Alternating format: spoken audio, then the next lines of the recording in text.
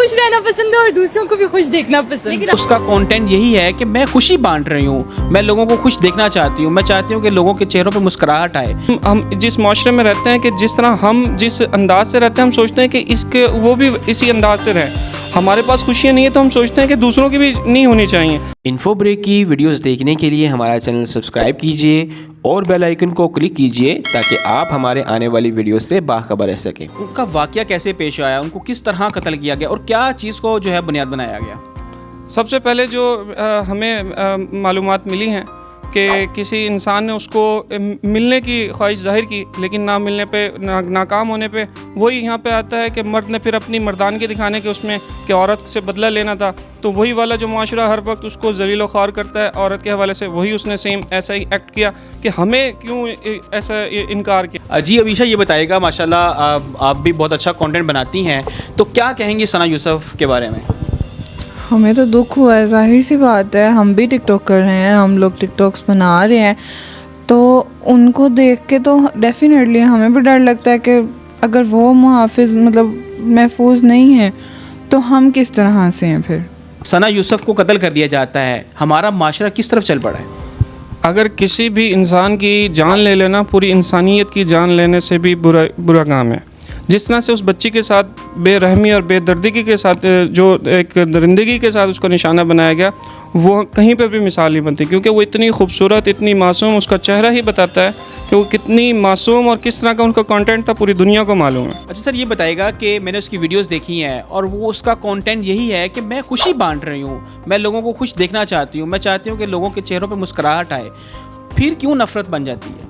سب سے پہلے کہ اس معاشرے نے ایک اپنے اوپر ایک فریضہ لیا ہوا ہے, اگر کوئی انسان خوش ہوتا ہے اور اپنی زندگی میں مشغول ہوتا ہے اور کچھ پازیٹیوٹی لے کے آنا چاہتا ہے تو وہ ان کو نہیں پسند آتا, کیونکہ وہ نہ چاہتے ہیں کہ خوشی کوئی بانٹنے والا ہو اور خوش ہونے والا ہو. ہم جس معاشرے میں رہتے ہیں کہ جس طرح ہم جس انداز سے رہتے ہیں ہم سوچتے ہیں کہ وہ بھی اسی انداز سے رہیں. ہمارے پاس خوشیاں نہیں ہیں تو ہم سوچتے ہیں کہ دوسروں کی بھی نہیں ہونی چاہیے.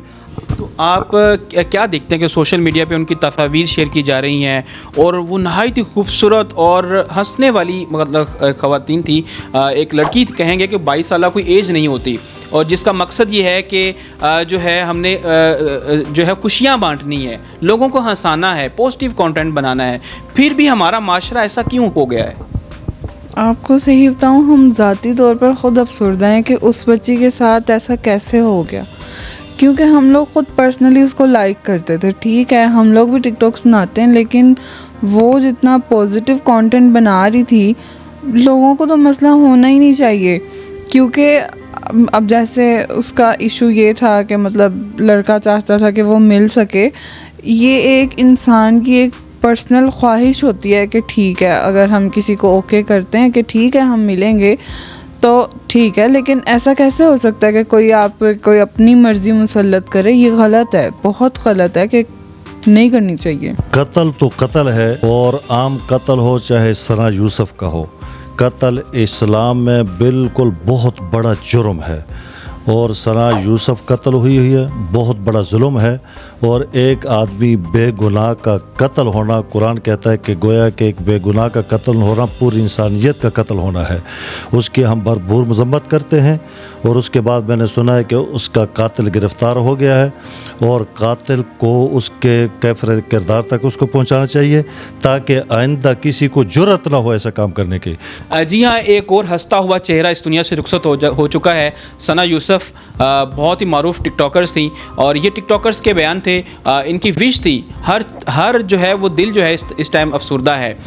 یہ ہے ہمارا ملک کا جو آئینہ. امید کرتے ہیں کہ ہمارے حکومت وقت اس پر جو ہے وہ ایکشنز لیں گی تاکہ اس طرح کے مزید واقعات جو ہے وہ نہ ہو سکے. ہماری کوشش ہوتی ہے کہ ہم اچھا سے اچھا کانٹینٹ آپ کے لے کر آئیں. آپ کو یہ ویڈیو کیسی لگی کمنٹس میں لازمی بتائیے گا.